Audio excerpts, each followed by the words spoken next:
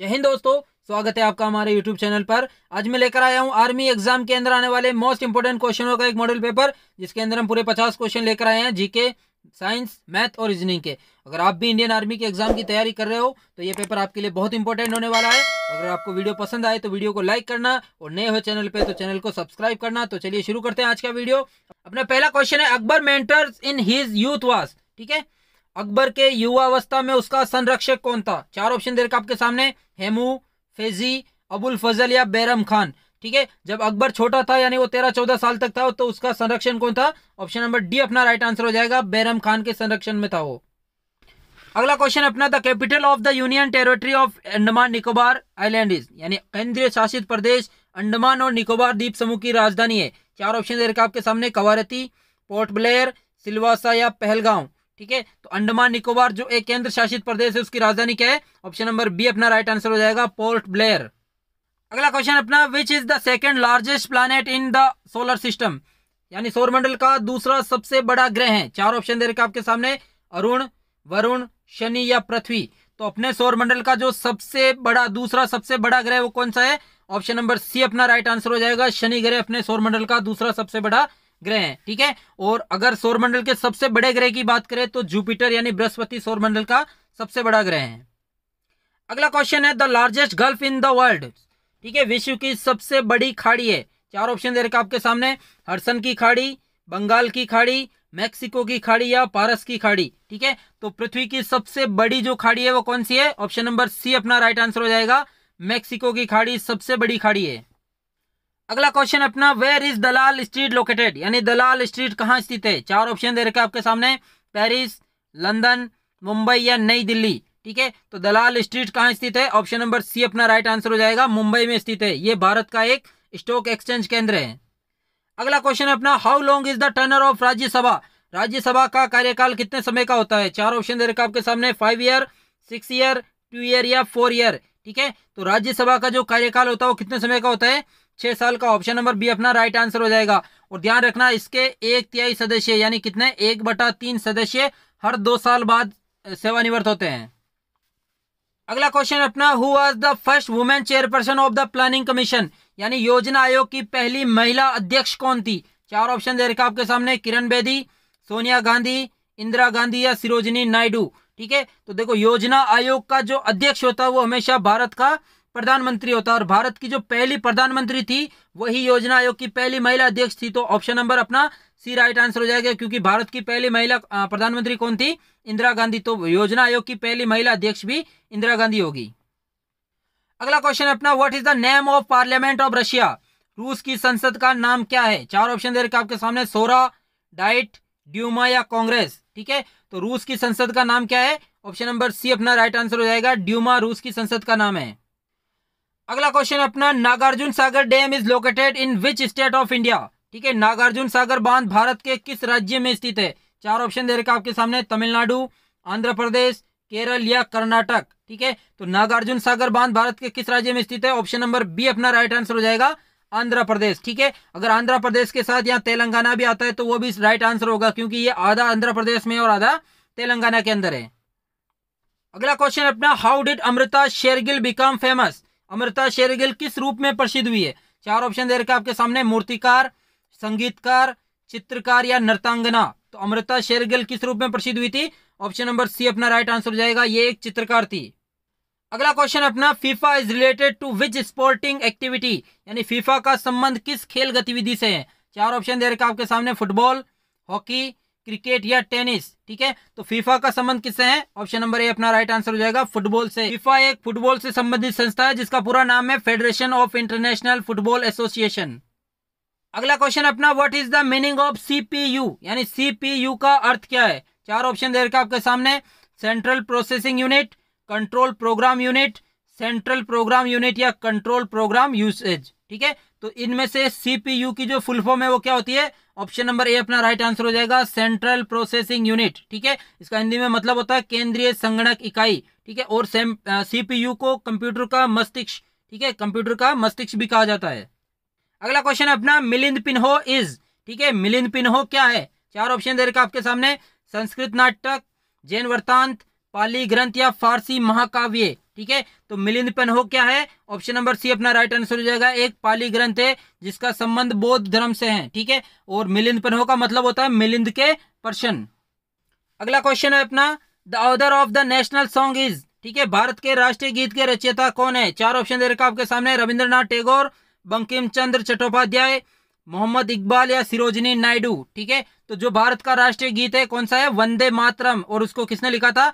Option number B अपना right answer हो जाएगा, बंकिम चंद्र चट्टोपाध्याय या फिर बंकिम चंद्र चटर्जी ने।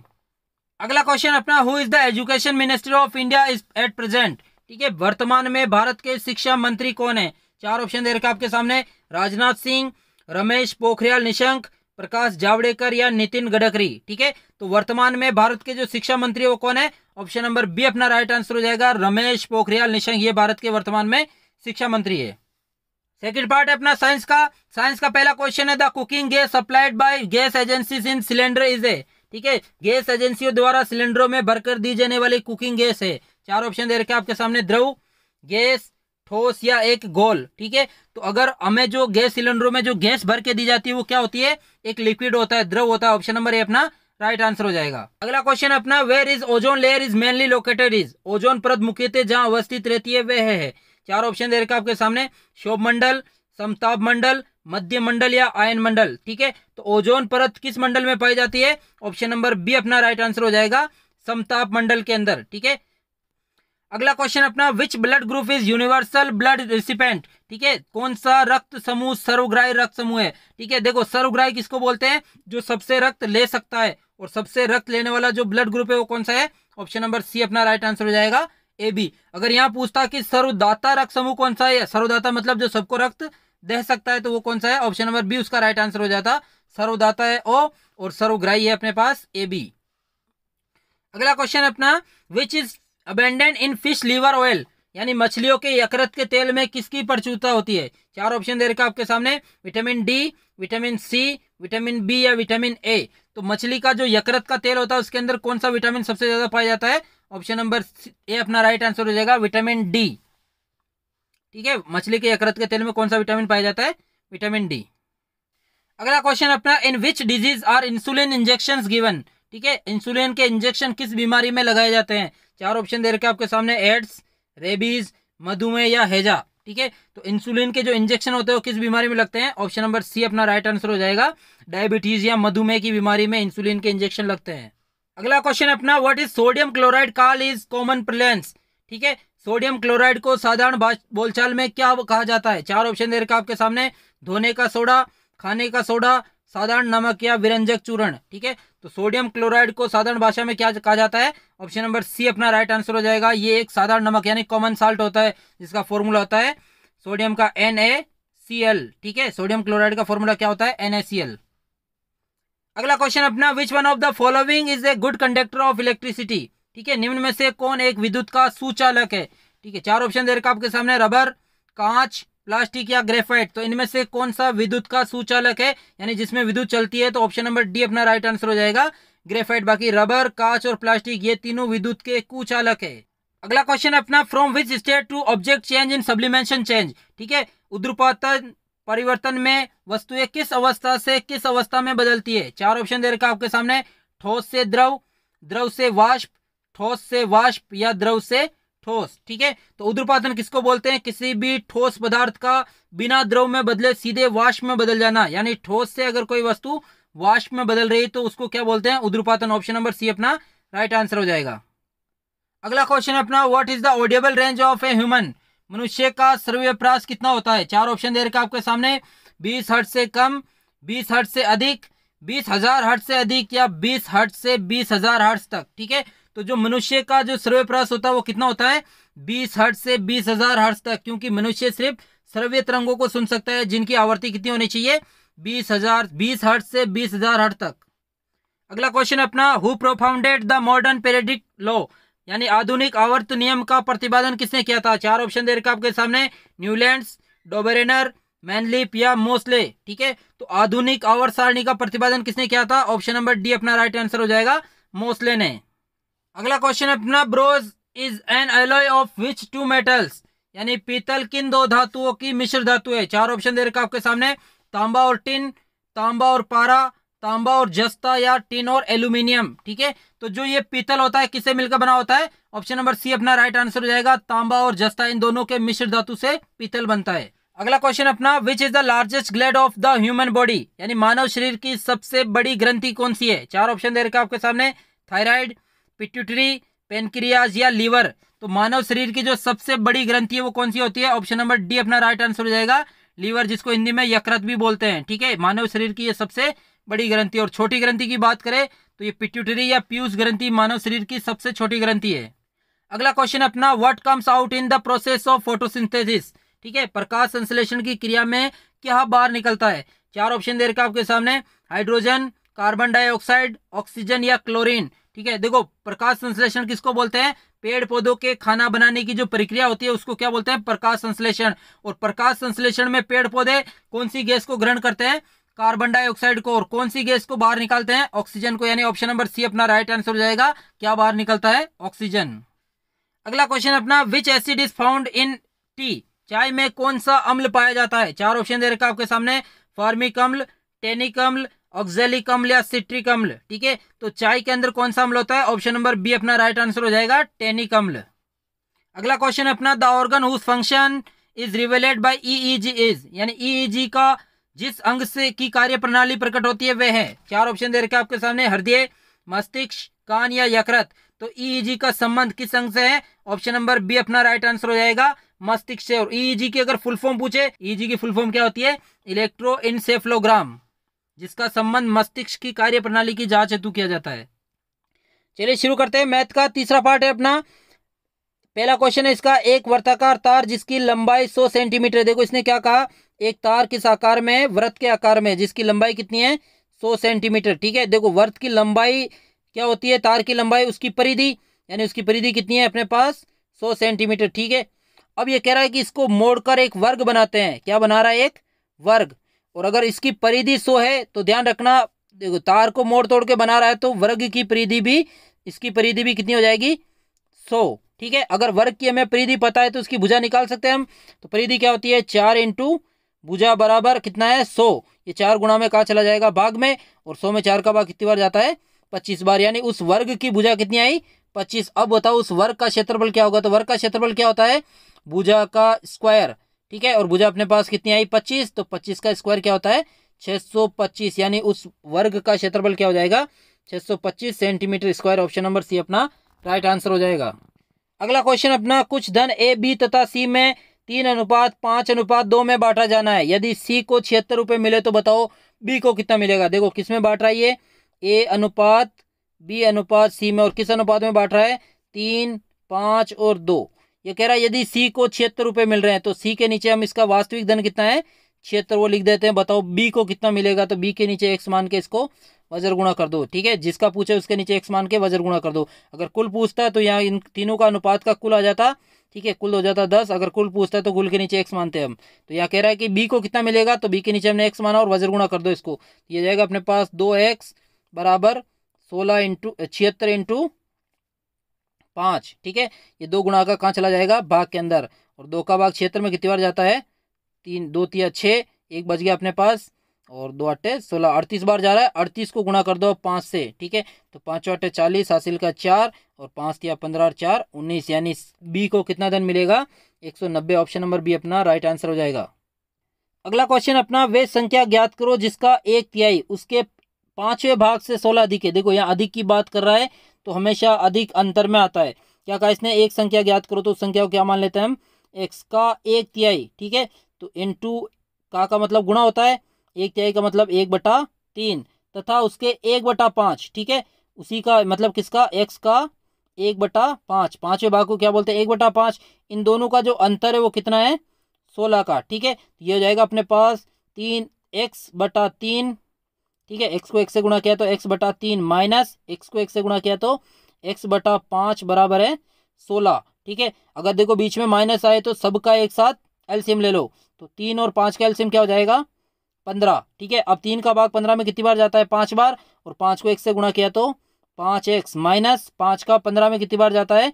3 बार। और 3 को 1 से गुणा किया तो 3x बराबर 1 का भाग 15 में कितनी बार जाता है? 15 बार। और 15 को 16 से गुणा किया तो 240, सबका एक साथ एलसीएम लेने पर एलसीएम कट जाता है। क्या बचा अपने पास?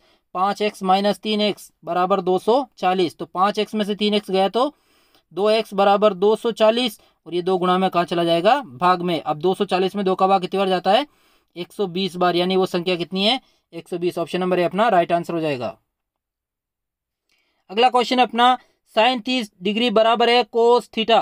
थीटा न्यून कोण हो तो थीटा का मान क्या होगा? देखो क्या दे रखा अपने पास, साइन 30 डिग्री बराबर है कोस थीटा। ठीक है, देखो साइन का जो मान होता है वो कोस की लाइन में कौन से मान के बराबर आता है?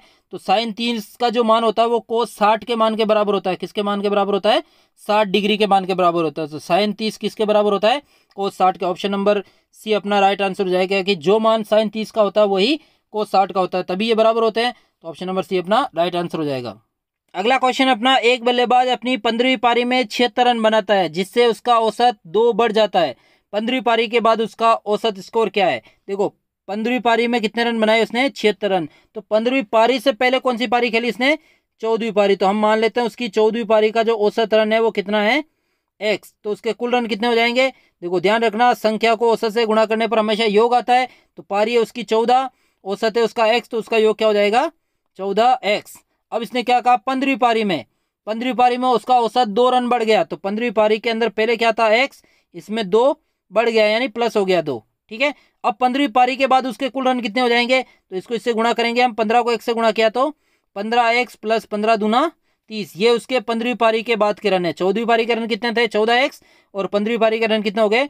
15x plus 30। ठीक है, अब देखो अगर हम इनको यहाँ लिखते हैं तो ये हो जाएगा अपने पास 15x प्लस 30, और 14वीं पारी के रन इधर लिखने हैं अपने पास 14x। ठीक है, अब देखो अब यहाँ पर हमें जो इसने 15वीं पारी के रन जो बनाए वो हमें 14वीं पारी में जोड़ना है। तो कितना जोड़ देंगे यहाँ पर? 76। क्यों जोड़ना है? क्योंकि देखो यहाँ पर हमें बराबर का चिन्ह लाना था इसलिए। ठीक है, अब ये कैसा आता है बराबर? देखो यहाँ पर मान लो आपके 10 पारी के अंदर कितने रन है? 100 रन। ठीक है, और आपने 11वीं पारी में 50 रन बनाए तो आपके रन कितने हो गए?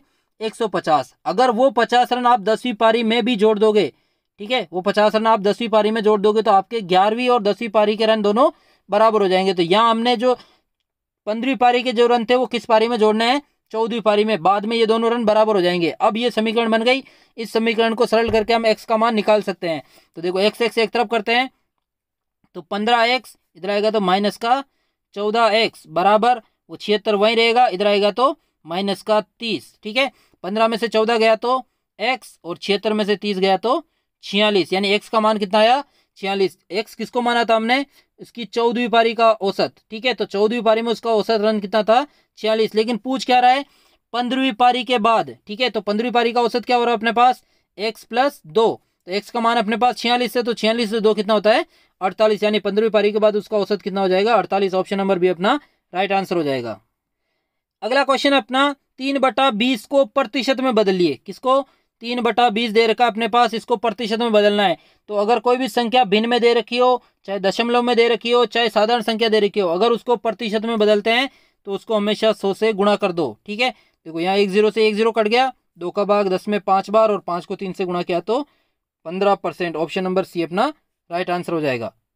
अगला क्वेश्चन अपना, 0.125 भाजक 0.25 इंटू 0.2 बराबर कितना होगा? देखो सबसे पहले अपने पास क्या दे रखा है?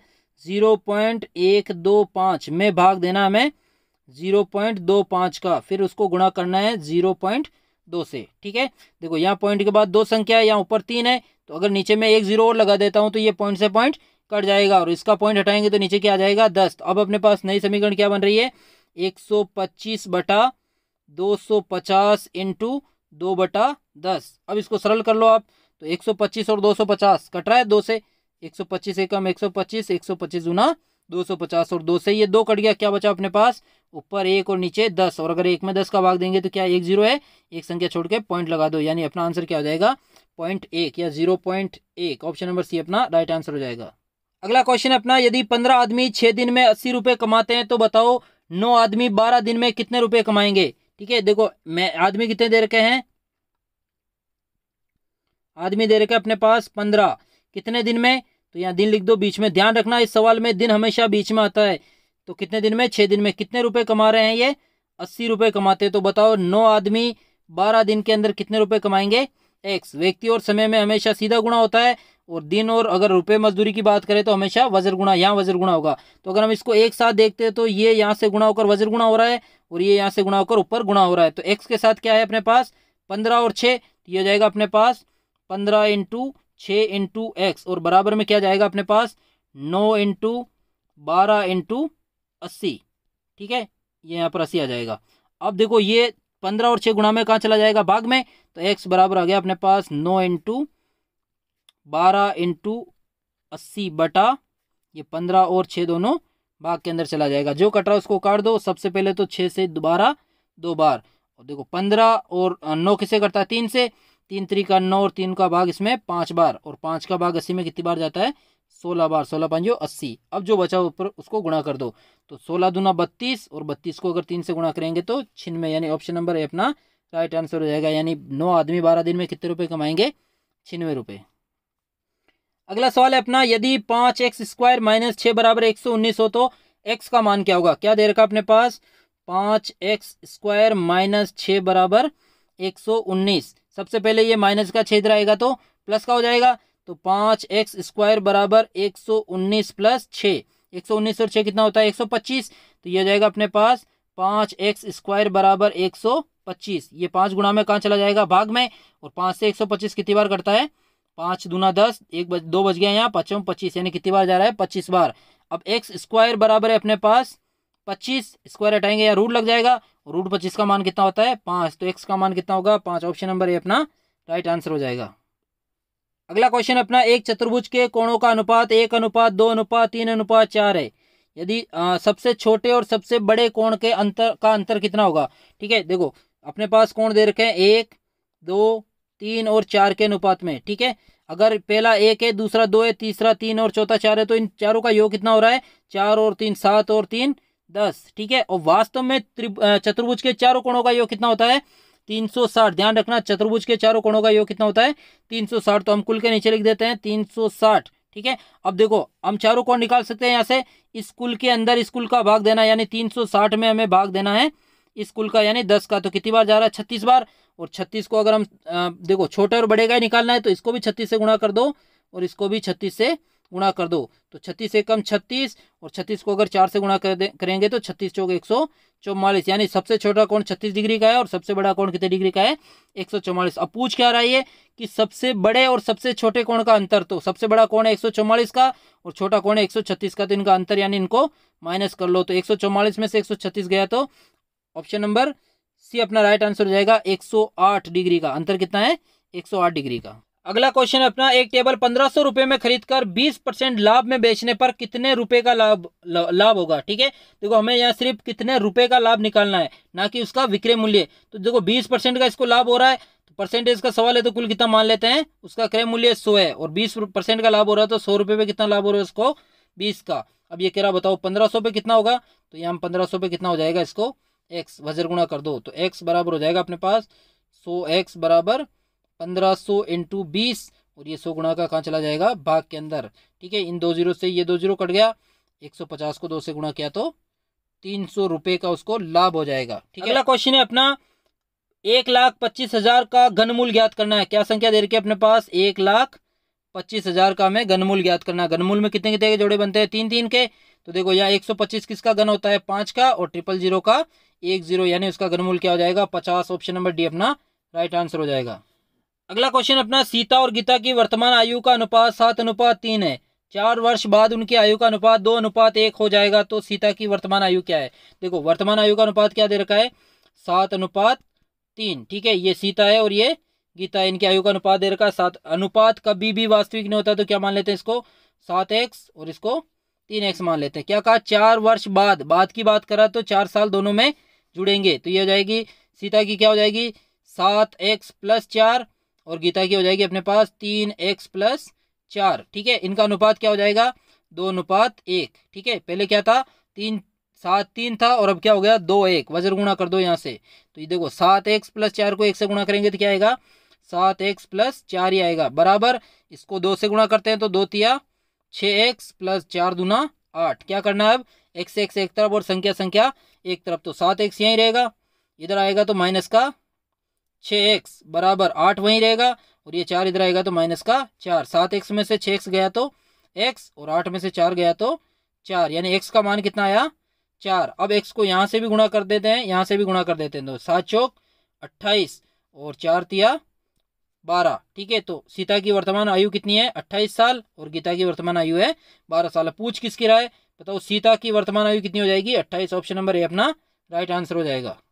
अगला क्वेश्चन अपना, एक कार 360 किलोमीटर जाने में 9 घंटे का समय लेती है, तो बताओ 160 किलोमीटर जाने में कितना समय लगेगा। देखो कितनी दूरी तय करी है 360, तो एक तरफ लिखनी है हमें यहाँ दूरी और दूसरी तरफ क्या लिखना है समय।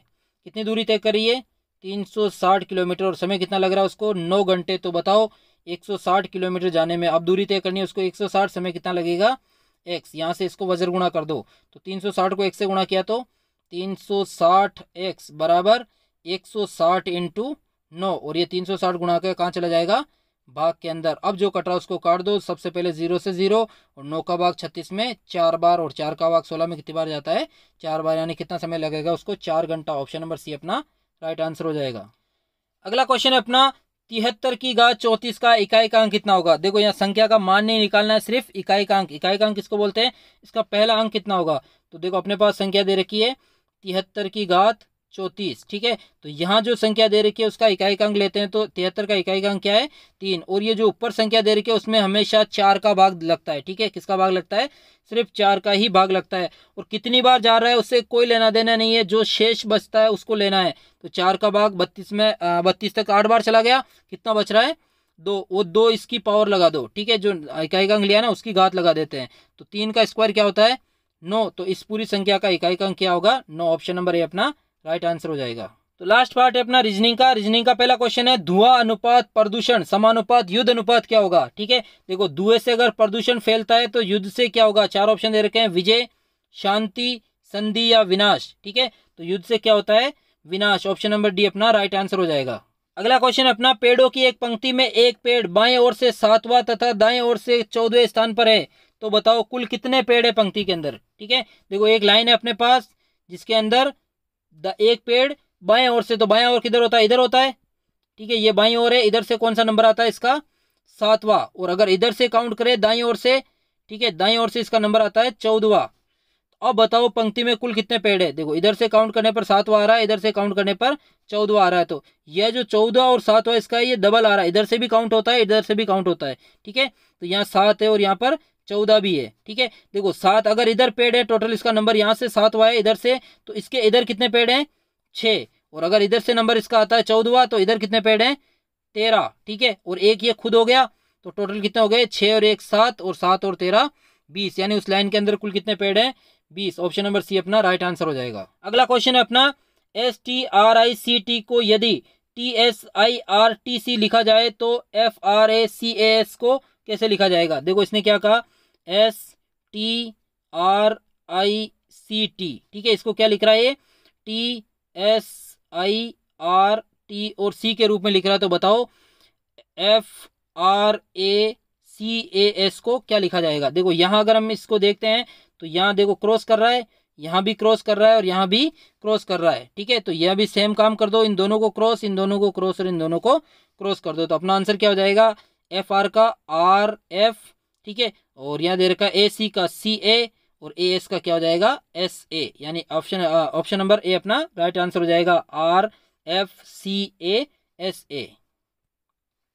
अगला क्वेश्चन है, समय 14:25 में से 9:40 को घटाना है। ठीक है, देखो समय कितना दे रखा है 14:25 बज रहे हैं, उसमें से 9:40 को हमें घटाना है। समय कैसे घटाते हैं, बड़ा समय कितना है अपने पास 14:25, और इसमें से घटाना है हमें 0 9 और इधर 40। ठीक है, 9:40 हमें घटाने हैं। समय कैसे घटाते हैं, देखो यहाँ 25 में से 40 जाता है, अगर यहाँ घटाना है तो पूरे 25 में से 40 को ही घटाना है, 1-2 उधार नहीं लेते हैं। ठीक है, अगर नहीं जा रहा है तो यहाँ अपने पूरा 1 घंटा उधार लेते हैं, इधर कितना घंटा बच गया 13, और उसी 1 घंटे को इधर मिनट के अंदर कन्वर्ट करते हैं, तो 1 घंटे में कितने मिनट होते हैं 60, और 60 को अगर हम 25 में जोड़ेंगे तो ये क्या हो जाएगा 85 मिनट। अब 85 में से 40 जाता है, तो 85 में से 40 गया तो कितना बचा अपने पास इधर 45 मिनट, और इधर 13 में से 9 गया तो 4 घंटा, यानी 4 घंटा और 45 मिनट शेष बचेगा। ऑप्शन नंबर सी अपना राइट आंसर हो जाएगा। अगला क्वेश्चन है अपना, श्रेणी क्रम का अगला पद ज्ञात करो। देखो सीरीज दे रखी है अपने पास 3 4 8 17, 33 और 58। ठीक है, इसका हमें अगला पद हमें पता करना है। देखो 3 के बाद 4 आया, कितना प्लस किया इसने 1। 4 के बाद 8 आया, कितना प्लस किया इसने 4। 8 के बाद 17 आया, कितना प्लस किया इसने 9। ठीक है, 17 में से 8 गए तो कितने बचे 9। और 33 का अगर 17 आ रहा है तो 33 में से अगर हम माइनस करते हैं 17 को तो कितना बचता है अपने पास 16। ठीक है, कितना बच रहा है 16, तो वो 16 इसमें प्लस कर रहा है। इसी तरह 58 में से 33 गया तो 58 में से माइनस कर लेते हैं मगर 33 को, तो कितना बचता है अपने पास 25। ठीक है, अब देखो आगे कितना प्लस करेगा वो हमें पता करना है। तो ये जो नंबर दे रखे हैं 1, 4, 9, 16 और 25, ये सारे क्या हैं एक वर्ग नंबर है।